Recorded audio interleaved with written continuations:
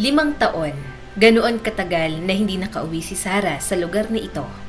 At ngayon, habang nakatayo siya sa tapat ng lumang gusaling 4 na palapag, para bang may kung anong bumigat sa dibdib niya. Parang kumakapit sa mga paa niya ang kaba, ayaw siyang papasukin. Kaya naupo na lang muna siya sa bakal na upuan sa may harapan. Ramdam ang lamig ng metal sa balat niya, kontrang-kontra sa init ng kaba sa loob niya. 5 taon mula nang mahila siya ng kapalaran sa isang bangungot na hindi naman niya pinili. At ngayong araw na to, sa mismong araw na ito, lumaya siya mula sa kulungan. Oo, sa wakas, pero kahit malaya na ang katawan niya, ang tanong, malaya pa ba ang puso niya? Nasa loob ng gusaling yon ang nanay niya, si Nora, at ang anak niyang si Lily. Pero iba na si Lily ngayon. Hindi na ito yung batang 4 na taong gulang na iniwan niya noon. Siguradong dalagitan na yun ngayon. At si Nora, malamang mas tahimik ng buhay. Baka retired na. Pero ang masakit, hindi naman siya kusang lumayo. Hindi niya ginusto. Hindi niya sila iniwan. Ang totoo, siya ang iniwan ng mundo nung araw na pumanaw si Ethan.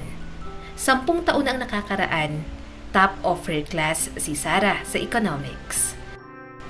Proud na proud ang nanay niya kahit simpleng librarian lang. Walang yaman, walang koneksyon, pero may pangarap. At sa taong din yon, pinakasalan niya si Ethan, ang lalaking sobra niyang minahal. Hindi niya mahal si Ethan dahil sa pera nito. Mahal niya ito kasi mabait, totoo, at pareho silang may pangarap. Si Ethan, may negosyo na noon kasama ang matalik niyang kaibigang si Randall. Bata pa lang sila, sabay nagtatag ng kumpanya. Nakapagpatayo agad ng bahay, may kotse, may kondo sa syudad. Lahat. Pero si Sarah, ni minsan, hindi nabulag sa mga yon. Hindi siya napamahal sa kayamanan, kundi sa taong nasa likod ng lahat ng yon. Tapos, dumating si Lily, ang anak nilang pinakamamahal. Gusto ni Ethan ibigay ang lahat para sa mag-ina niya. At si Sarah, masaya sa pagiging ina. Pero dumating din yung point na gusto niyang bumalik sa trabaho.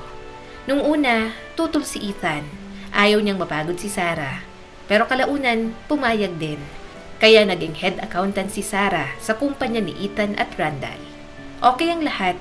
Si Randall, palangiti, kwela, parang kuya pa nga minsan. Lagi siyang sinasabihan ni Randall na anghel daw si Sarah. At si Ethan, proud na proud, laging sinasabi na si Sarah ang kanyang himala. Pero isang araw, nagbago ang lahat. Maaga pa noon, nagsisimula ng tag-init. Pauwi si Ethan mula sa business trip. Isang maling liko at wala na. Bumangga ang kotse, napatay siya kaagad. Wala man lang pagkakataong magpaalam. Sa burol, parang robot si Sarah. Hindi niya maramdaman ang paligid. Si Lily, syempre hindi pa alam ang ibig sabihin ng salitang patay. Ang alam lang niya, wala na si Papa. Hindi na umuwi at hindi na babalik. Buti na lang nandoon si Nora, ang nanay ni Sarah. Siya ang naging sandalan ng mag-ina at si Randall. Laging dumadalaw, nagdadala ng laruan para kay Lily. Tahimik na suporta ang akala ni Sarah. Pero isang araw, nag-ibang ihip ng hangin. Nilapitan siya ni Randall, seryoso at sinabing gusto niyang maging pamilya sila ni Sarah at Lily. Nagulat si Sarah, hindi niya inasahan. Sinabi niyang hindi pa siya handa. Mahal pa rin niya si Ethan. Hindi pa siya bukas sa ideya ng bagong pag-ibig. Pero si Randall, mapilit. Siyempre, hindi na babalik si Ethan. Sabi pa nito, hanggang kailan ka magluluksa? Pero ang sagot ni Sarah, siguro habang buhay. At mula noon, may distansya na sa pagitan nila. May kakaiba sa tingin ni Randall. Parang may pag-aari, parang may hinihingi. Pero nagpatuloy pa rin si Sarah sa trabaho. Ayaw niya ng gulo. Hindi niya na pinatulan. Hanggang dumating ang company party. Masaya ang lahat. Si Sarah, pinili na lang mag-isa sa opisina. Inaasikaso ang mga reports. Pumasok si Randall, lasing. Nakasara ang pinto, nilakpan nito.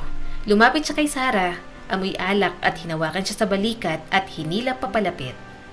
Sama ka sa akin. Huwag ka nang magtago dito. Nagpumigla si Sarah. Hindi siya pumayag. Nilayo ang sarili at sumigaw. Huwag mo akong hawakan. Nakakadiri ka, Randall! Napahiya si Randall. Umalis, pero bago umalis, binigyan siya ng tingin na parang babala. Isang tahimik na pagbabanta. Akala ni Sarah tapos na. Akala niya, isang lasing na pagkakamali lang yon. Pero ilang araw lang ang lumipas, biglang dumating ang pulis. Tax investigators. Hinuli siya, dinampot, may mga papeles, mga pirma niya, mga transaksyong hindi niya alam na nangyari. Embezzlement, money laundering, at siya ang itinuturong may gawa. Paano? Bakit? Hindi niya maintindihan. Wala siyang pera para sa abogadong matino. Lahat ng account nila ni Ethan, naka-freeze. Wala siyang laban. Nag-umpisang trial, parang bangungot, at ang pinakamasakit, si Randall, siyang star witness ng prosecution. Sa korte, binigyan niya ng ibang kwento ang lahat. Pininturahan si Sarah bilang sakim, sinungaling at manipulatibo.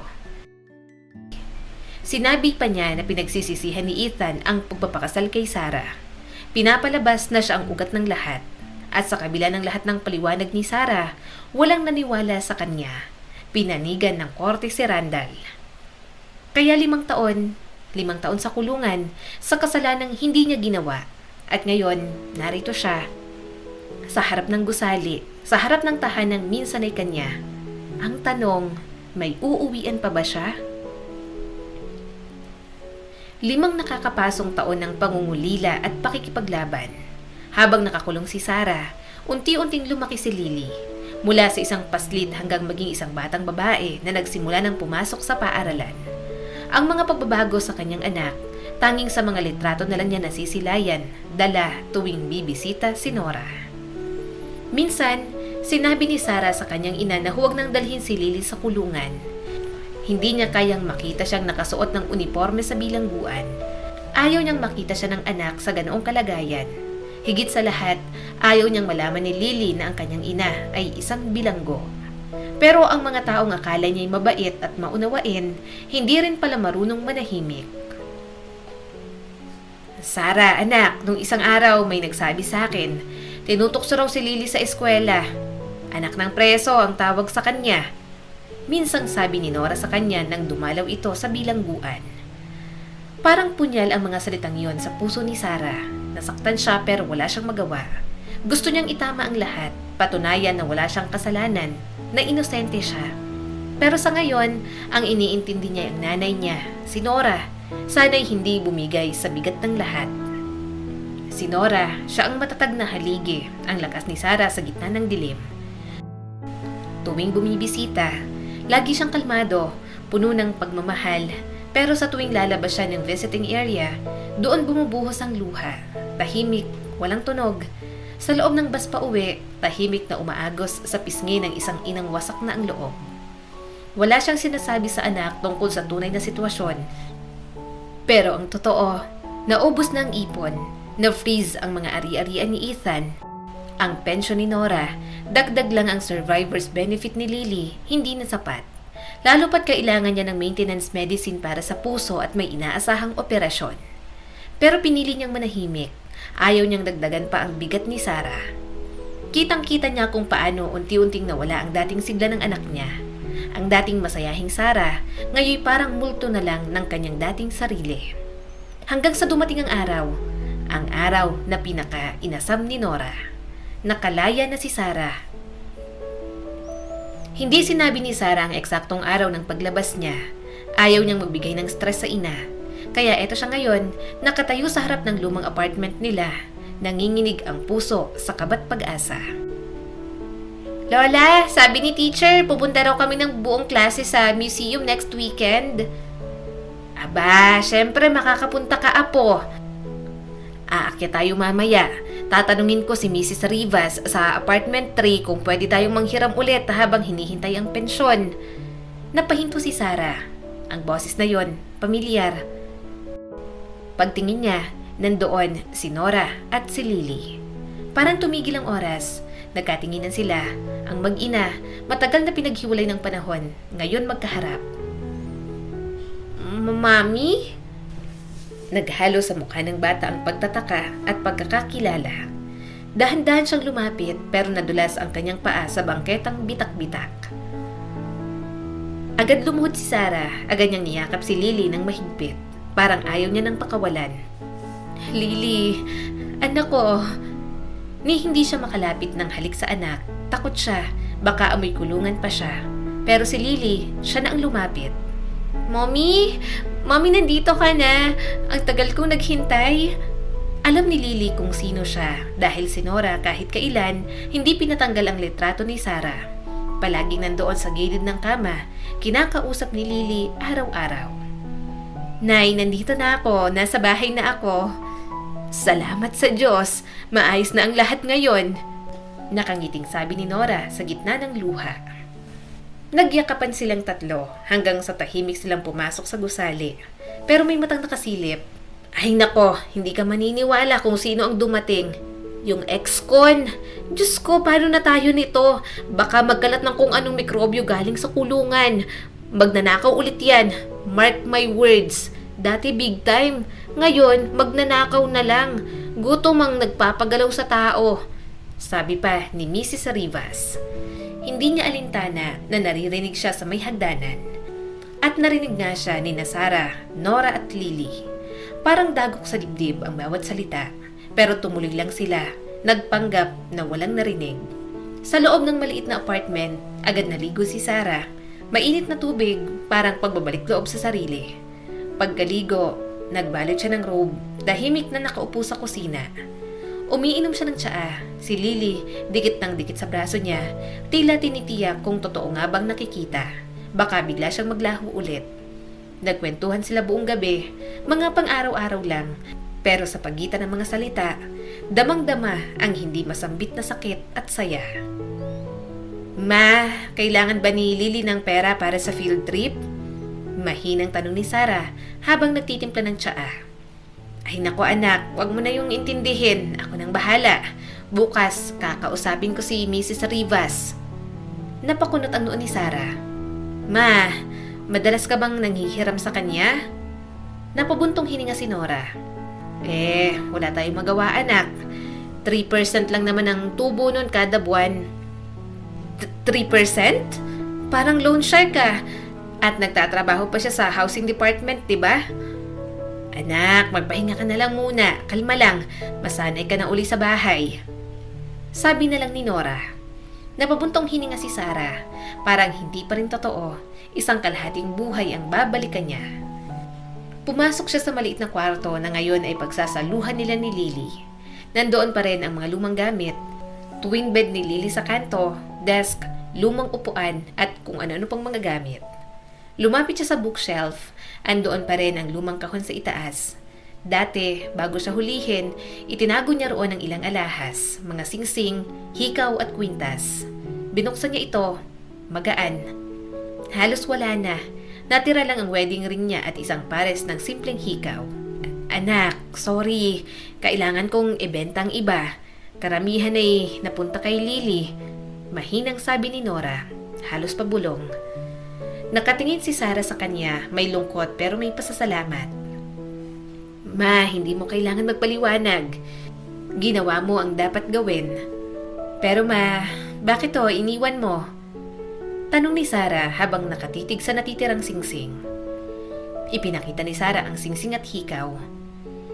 Napatingin si Nora sa mga alahas, ang kanyang mga matay kumislap ng luha. Hindi ko kaya anak. Iyan ng singsing mo sa kasal at ang mga hikaw na yan, si Ethan at ikaw ang nagregalo niyan sa akin para sa unang kaarawan ni Lily. Napabuntong hininga si Sarah. Isang alon ng kalungkutan ang bumalot sa kanya. May halaga pa bang mga yan ngayon? Ang mahalaga, huwag ka nang bumalik kay Mrs. Rivas. Wala nang utang, kakayanin natin to. May pang field trip pa si Lily. Yan ang mahalaga. Yumakap ang mag-ina sa isa't isa. Isang payat at matandang ina at isang anak na sugatan ng panahon pero muling nakakahanap ng lakas sa yakap ng isa't isa. Makakaraos din kami kahit paano. Bulong ni Sarah sa sarili na puno ng pag-asa. Kinabukasan, unang tinungo ni Sarah ang isang pawn shop. Ang halagang nakuha niya sa natitirang alahas ay hindi sapat sa inaasahan. Pero tama lang. Pagkatapos niyang makipagkita sa kanyang parole officer, nagtungo siya sa eskwelahan ni Lily. Gusto niyang siya mismo ang magbayad para sa field trip at higit sa lahat, gusto niyang makita kung saan nag-aaral ang kanyang anak. Recess, maingay, masigla. Tumatalbog ang katawan ng mga bata sa mga dingding ng eskwela. Parang eksena mula sa sariling kabataan ni Sarah. Ngunit sa kabila ng ingay at sigla, isa lang ang hinahanap ng kanyang mga mata. Si Lily. Nandoon siya sa dulo ng silid, nakaupo mag-isa, parang munting ibong nalagas ang balahibo. Tahimik, walang kumakausap.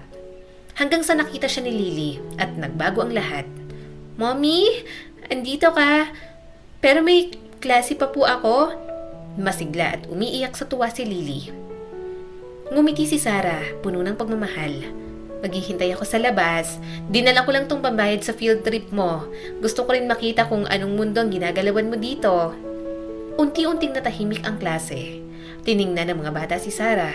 May halong pagtataka at usisa. May mga batang nagbulungan, nagtawanan. Lumapit ang guro, isang babaeng elegante, maayos ang pulbos at mamahalin ang suot. "Ikaw ba ang nanay ni Lily?" Tanong ni Teacher Christina. Nahihiya namang sumagot si Sarah. Opo." Tinitigan siya ni Christina mula ulo hanggang paa. "May karagdagan pong bayad kung sasama kayo sa field trip?" Ayos lang po, ako na pong bahala. Pero kung maaari po, gusto ko sanang malaman, kamusta po si Lily sa klase, sa mga kaibigan?" Tanong pa ni Sarah, pilit pinatatatag ang boses. Napailing si Teacher Christina. Walang pakialam. "Ayos lang naman siya. Kung uma-attend kayo ng parent-teacher conference, mas maiintindihan niyo sana. Ngayon, kung wala na kayong kailangan, busy ako." Kinuha ang pera ni Sarah gamit ang dulo ng kanyang mga daliri. Parang ayaw madumihan. Naglakad palayo, iniwan si Sarah na parang tinaboy. Makalipas ang ilang minuto, lumabas si Lily, ngunit hindi na masaya ang mga mata niya. "Anak, anong nangyari? Bakit ka umiiyak?" Nag-aalalang tanong ni Sarah. Umiwas ng tingin si Lily.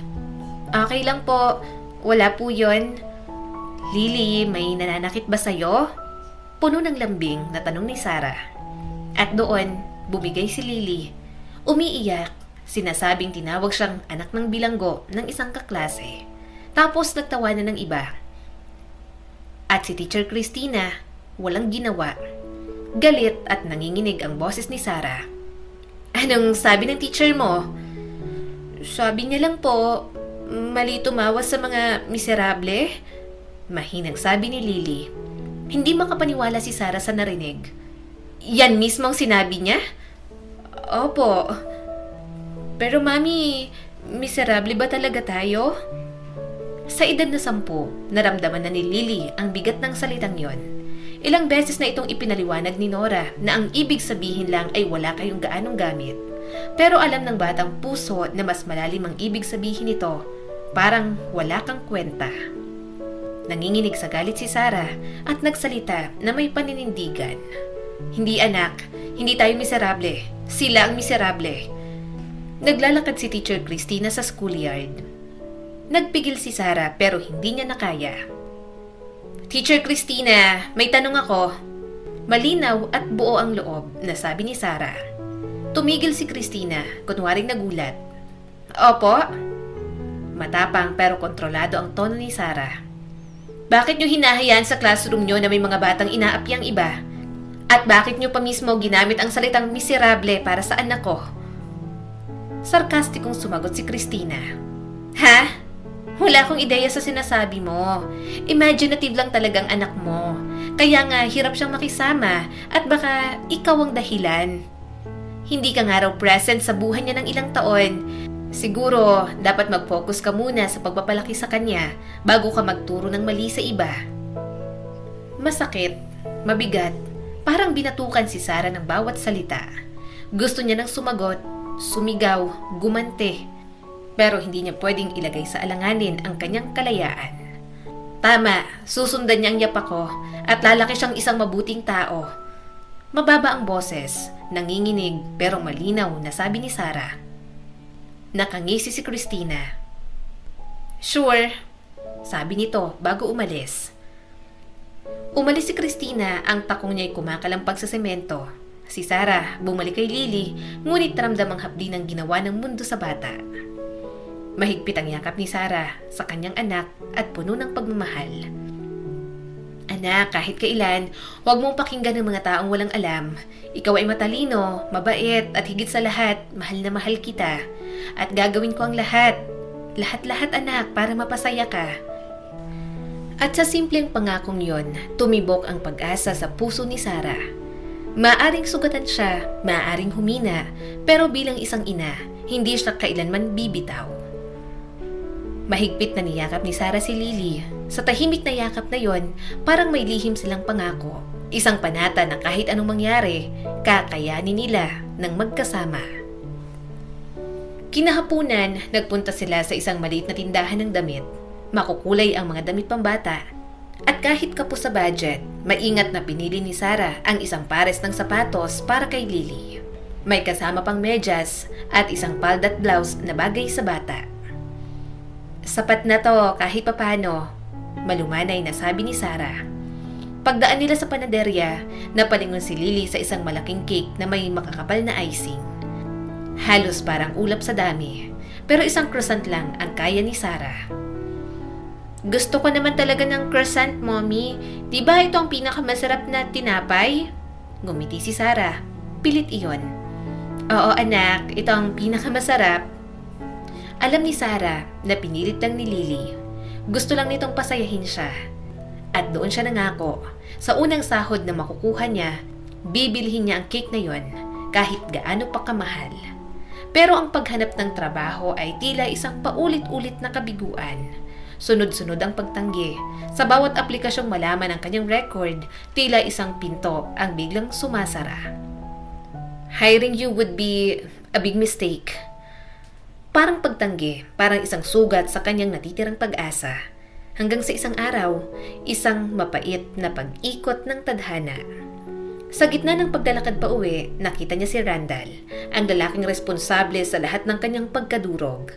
Mula sa loob ng isang mamahaling restaurant, lumabas ito, kompleto sa mamahaling damit at kumpiyansa. Nagtagpo ang kanilang mga mata. Nagulat si Randall, ngunit mabilis itong napalitan ng ngising mayabang. Walang kahit isang salita, duman ito kay Sarah na parang wala lang. Parang basahan lang siya. Sumakay ito sa mamahaling sasakyan at muling tumingin pabalik. May plano sa kanyang mga mata. Ma, nakita ko si Randall. Buo pa rin ang mundo niya, samantalang ako... Malalim na napabuntong hininga si Sarah. Ayan ang taong yun anak, babayaran niyang ginawa niya. Kung hindi dito sa lupa, sa langit. May pait na sabi ni Nora. Sana dito na lang ma. Minsan parang hindi na ako naniniwala sa hustisya. Sabi ni Sarah at may mapait na ngiti. Dadaan din yan anak, lahat ng sakit may hangganan. Sabi naman ni Nora. Ngunit para kay Sarah, kailangan niyang makahanap ng trabaho kahit anong paraan. Baka pwede mo nang wag mo nang sabihin sa kanila ang totoo. Biglang sabi ni Nora. Malalaman din nila ma, anong silbi ng pagsisinungaling.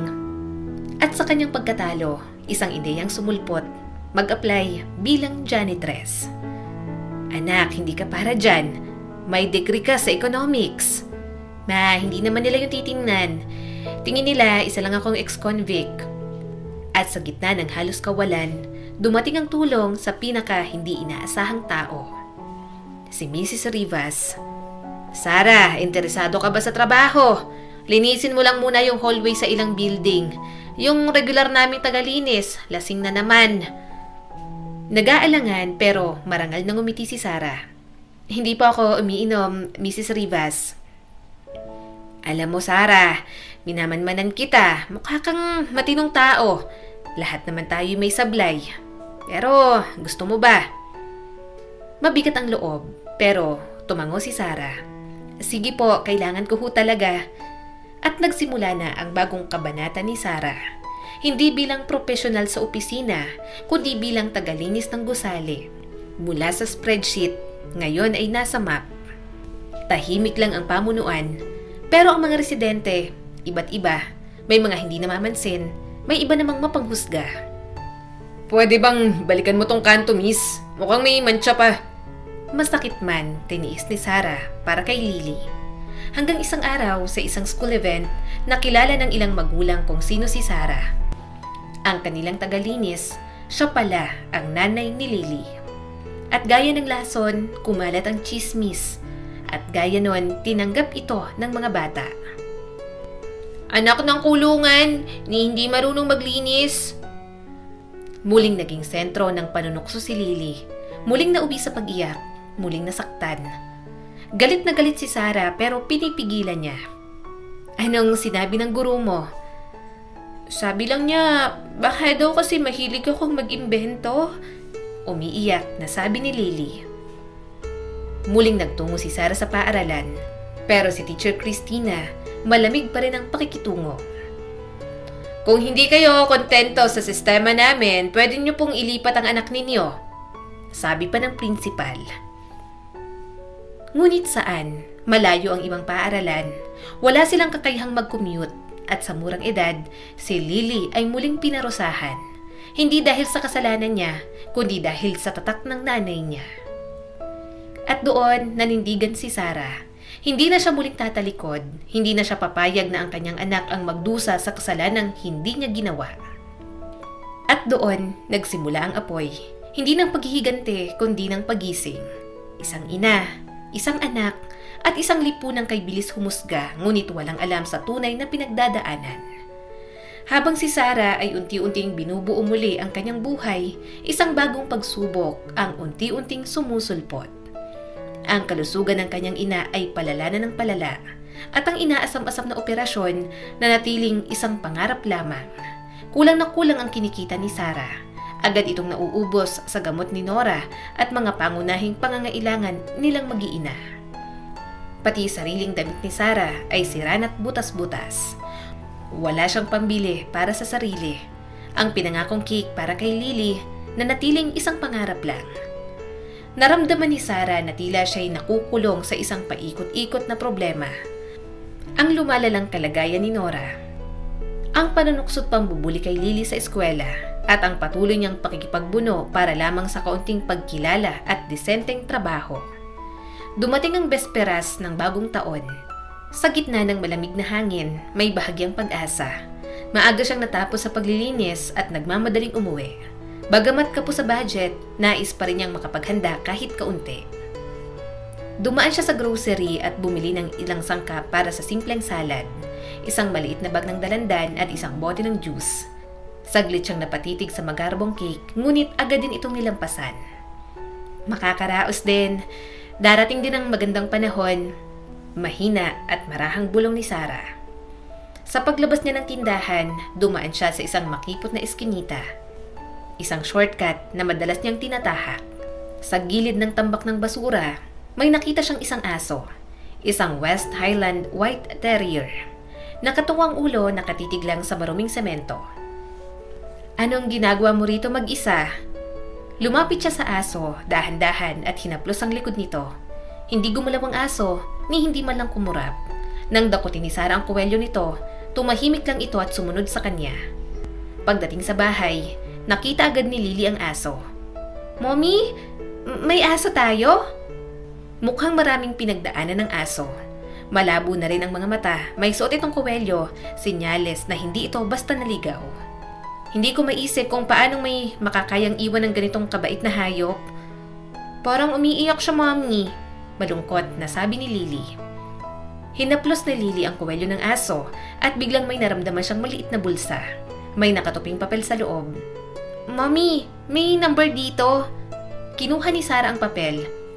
Siguro itong may-ari, kailangan nating tumawag. So, hindi siya sa atin? Pinangalanan mo na siya agad? Nangingiting tanong ni Sarah. Pag naging maayos na ang lahat, mag-aalaga tayo ng sarili nating aso. Pangako yan. Sabi naman ni Nora. Tinawagan ni Sarah ang numero. Ilang sandali pa, sumagot ang isang lalaki. May halong kaba at pag-asa sa kanyang boses. Si Whitney, nandyan siya. Thank heavens, papunta na ako. Pagkalipas ng 40 minuto, may kumatok. Isang lalaking nasa late 30s na. May suot na mamahaling jacket at sapatos. Magar ang anyo pero litaw ang pag-aalala sa kanyang mga mata. Nasaan siya? Nang marinig ng aso ang kanyang boses, bigla itong nagliwanag. Tumakbo ito palapit, tumalon sa dibdib ng lalaki at niyakap ito ng mahigpit. Halatang sabik na sabik. Hinanap namin siya ng 1 linggo. Tumakbo habang nilalakad ng girlfriend ko. Hindi ko alam na kaya niyang mawala. Naiiyak na sabi ni Daniel habang yakap ang aso. Bago umalis, inilabas ni Daniel ang makapal na salapi mula sa kanyang bulsa. Please, tanggapin niyo to. Pasasalamat lang. Hindi ko tinulungan si Whitney para sa pera. Ang pasasalamat niyo ay sapat na. Sagot ni Sarah bago isinara ang pinto. Sayang, kailangan din natin ng pera. Mahinang sambit ni Nora. Diba, tinuro mo rin sa akin na ang kabutihan hindi kailangang bayaran? Ilang oras bago magbagong taon, muling kumatok si Daniel. Ngayon may kasamang lalaki at dalang mga grocery bag. Pasensya na, hindi ko talaga matanggap na hindi man lang ako makapagpasalamat ng maayos. Nahihiyang sabi ni Daniel. May dala siyang prutas, mga pagkain at isang magarang cake. Whitney! Sigaw ni Lily. Ipinakilala ni Daniel ang sarili. Inilahad niyang si Whitney ay alaga ng kanyang yumaong anak at ang kasintahan niya na nagselo sa aso ang palihim na nagtapon kay Whitney. Nang malaman ito ni Daniel, pinaalis niya agad ang babae. Di magsimula na tayo. Malapit ng 12:00. Nakangiting sabi ni Sarah. Masaya ang gabi. Busog si Lily sa cake at pagmamahal. Natulog siyang may ngiti sa mga labi. Sa kusina, habang si Nora inaantok sa silya, tahimik na nagkwentuhan sina Sarah at Daniel. Unti-unting nabuo ang koneksyon. Mula noon, nagbago ang lahat. Tinanggap ni Daniel si Sarah sa kumpanya niya kahit alam niyang may kaso ito noon. Tinulungan din niya si Nora para sa operasyon na matagal nang pinapangarap. At higit sa lahat, dinala niya si Lily sa eskwelahan. Siya mismo ang nag-ayos ng paglipat nito. Ang anak ng janitress na ex-convict kasama ng respetadong si Daniel, ikinagulat yon ng buong paaralan. Sir Daniel, kinagagalak namin ang pagbisita ninyo. Kukunin lang po namin ang records ni Lily. May mas nababagay na eskwelahan para sa kanya. Kalmadong sagot ni Daniel. Hindi natapos doon ang himala. Pinabuksan ni Daniel ang dating kaso ni Sarah. Pinatunayan ng abogadong hinire niya na si Randall ang tunay na salarin. Nahuli si Randall, nakulong at nabura ang kaso ni Sarah. Malaki ring kabayaran sa mga taon ng pagkakabilanggo at sa dulo ng lahat ng ito, isang bagay ang tuluyang namulaklak. Ang pag-ibig. Nagpakasal sina Daniel at Sarah. Si Lily, masayang masaya. Bit-bit araw-araw si Whitney sa kanyang paglalakad. At si Nora, malusog na. Unti-unti sa tulong ng pag-ibig at pagkalinga, ang mga sugat ng kahapon ay naghilom. Pagkatapos ng unos, may araw. Sa puso ni Sarah, tuluyan ang nagliwanag ang bagong pag-asa.